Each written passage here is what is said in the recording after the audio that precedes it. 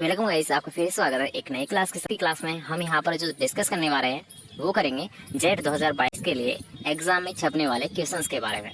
ठीक है, आप यहाँ पर चाहे वो ले सकते हो बरसात, मानसून या फिर याद रखिएगा जैसे कि माउट, और इससे संबंधित जितने भी यहाँ पर क्वेश्चंस आपके बन जाते हैं उन सारे क्वेश्चंस को यहाँ पर हम एक ही क्लास में डिस्कस करेंगे। तो एक छोटी सी यहाँ पर क्लास रहने वाली है, तो आपको लास्ट तक जरूर देखनी है ताकि आपके सारे क्वेश्चंस है क्लास के साथ ही याद हो जाए।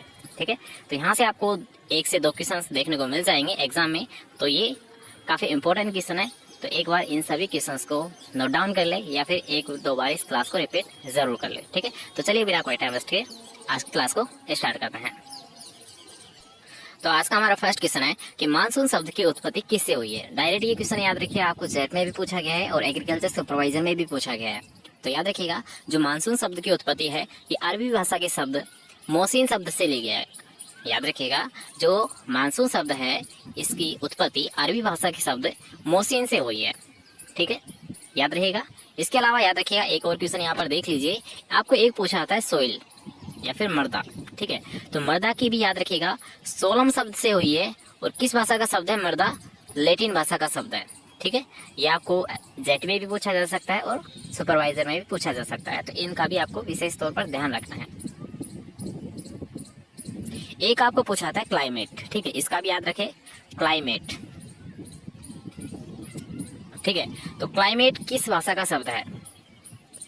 जो जलवायु है याद रखिएगा जलवायु किस भाषा का शब्द है, ये डायरेक्ट आपको क्वेश्चन पूछा गया है, तो इसको भी यहाँ पर आप नोट डाउन कर ले कि याद रखिए ये होता है ग्रीक भाषा का शब्द।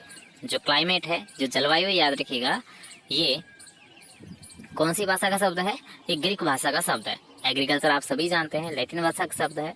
ठीक है, लेकिन जलवायु का याद रखना है ग्रीक भाषा का शब्द है। मानसून अरबी भाषा के शब्द मौसीन से लिया गया है, और एक आपको अभी जस्ट बताया था सोइल किस भाषा का शब्द है, लैटिन भाषा का शब्द है। ठीक है, तीनों याद रहेंगे। चलिए नेक्स्ट क्वेश्चन की यहाँ पर बात करेंगे कि बरसात करने वाले बादलों को किस नाम से जाना जाता है, या फिर जो बरसात करते हैं बादल वो कौन से बादल होते हैं। तो याद रखिए वो होते हैं निम्बो स्टेटस, या फिर निम्बो स्टेटस इन्हें बोला जाता है जो बरसात करने वाले बादल होते हैं। ठीक है, चलिए अब यहाँ पर याद रखें इसमें से क्वेश्चन आपको अभी जस्ट पूछा गया था सुपरवाइजर के पेपर में कि जो एक तो होता है रेनी डे, एक होता है क्रॉप रेनी डे। ठीक है, एक होता है रेनी डे, एक होता है क्रॉप रेनी डे। तो याद रखिए अगर आपको नॉर्मल पूछाता है कि रेनी डे किसे कहते हैं, तो अगर 24 घंटे में 2.5 mm से अधिक अगर बरसात हो रही है तो उस दिन को क्या कहा जाता है, रेनी डे कहा जाता है। और रेनी डे की अगर बात करूँ भारत में लगभग ये कितने हैं, 130 दिन के समथिंग है। ठीक है, जो रेनी डे हैं ये कितने हैं, टोटल 130 दिन के समथिंग है। ठीक है, लेकिन अगर आपको पूछा था क्रॉप रेनी डे किसे कहते हैं, तो क्रॉप रेनी डे उसे कहते हैं जब 24 घंटे में जो बरसात होने वाली है उसका जो है 5 mm से अधिक हो। याद रखिएगा दोनों में डिफरेंस क्या है कि अगर 2.5 mm से अधिक अगर बरसात हो रही है 24 घंटे में तो उसे तो हम कहते हैं केवल रेनी डे, और क्रॉप रेनी डे किसे कहते हैं जब जो बरसात है ये 24 घंटे में 5 मिलीमीटर से अधिक हो, तो उस दिन को हम क्रॉप रेनी डे कहा जाता है।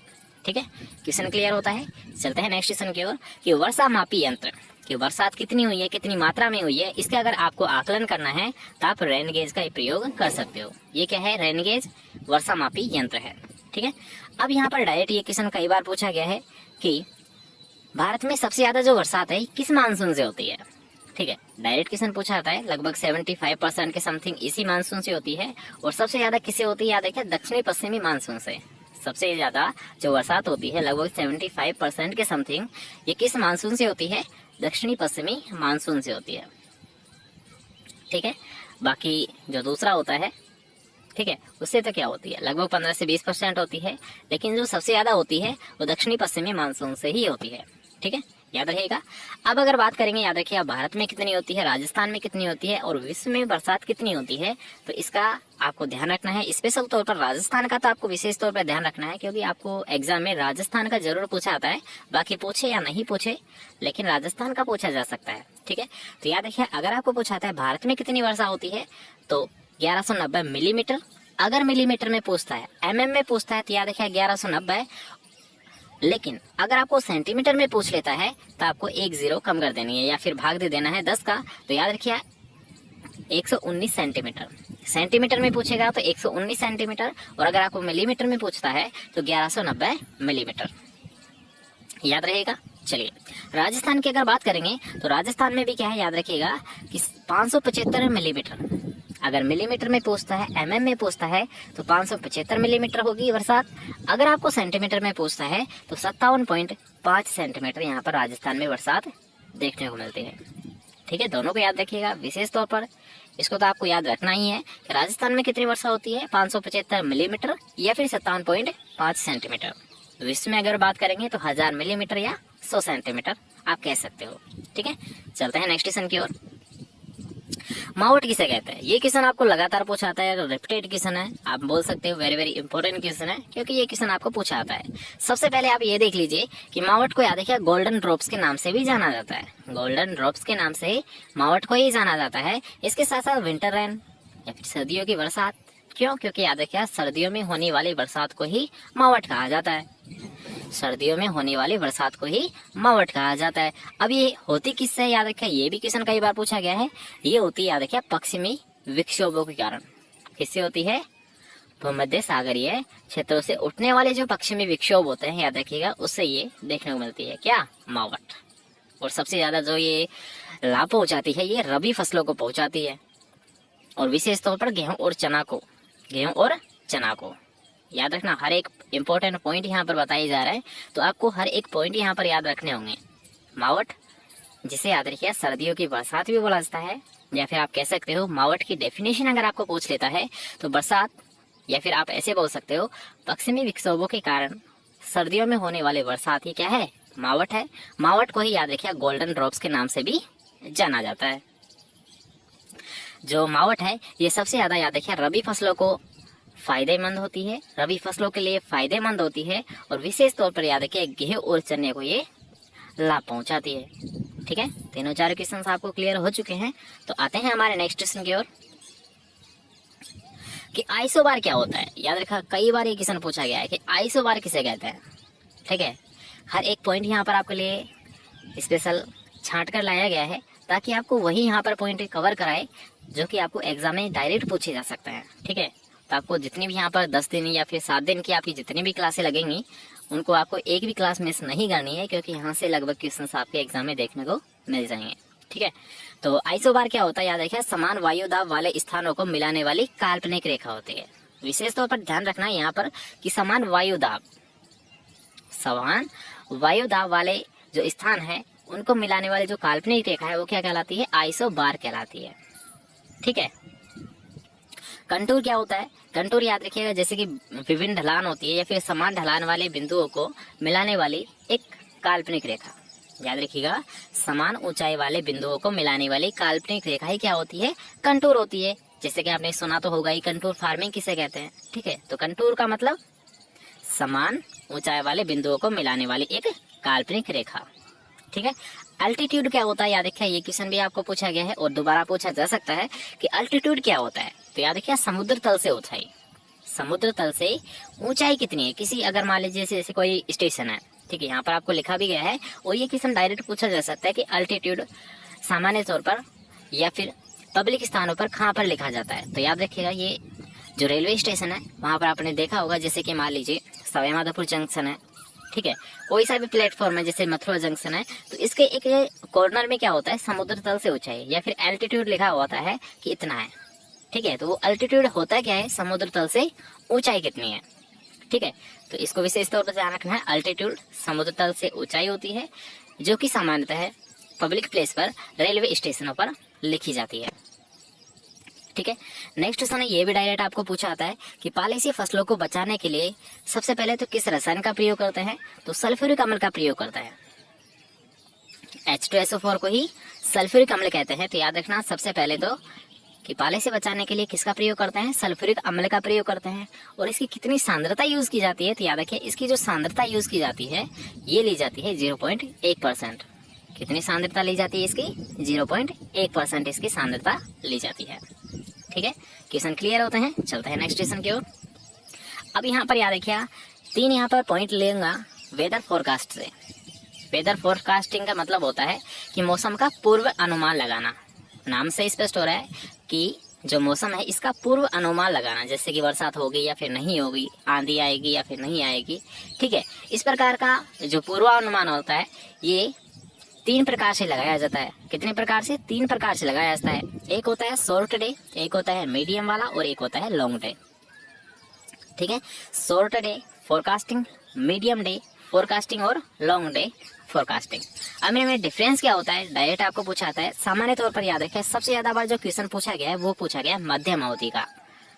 कौन सा पूछा गया है? सबसे ज्यादा मध्यम अवधि का आपको पूछा गया है। तो इसको विशेष तौर पर ध्यान रखना कि शॉर्ट डे जो फोरकास्टिंग होती है ये 1 से 3 दिन के लिए की जाती है या फिर सामान्य तौर पर 72 घंटे के अंदर ये की जाती है। लेकिन इसका जो सबसे ज्यादा जो प्रयोग किया जाता है ये मात्र 24 घंटे की फोरकास्टिंग के लिए ही किया जाता है। ठीक है, अगर आपको रेंज पूछता है तो 1 से 3 दिन या 72 घंटे के अंतर्गत कौन सी फोरकास्टिंग की जाती है, याद रखिएगा शॉर्ट डे फोरकास्टिंग की जाती है।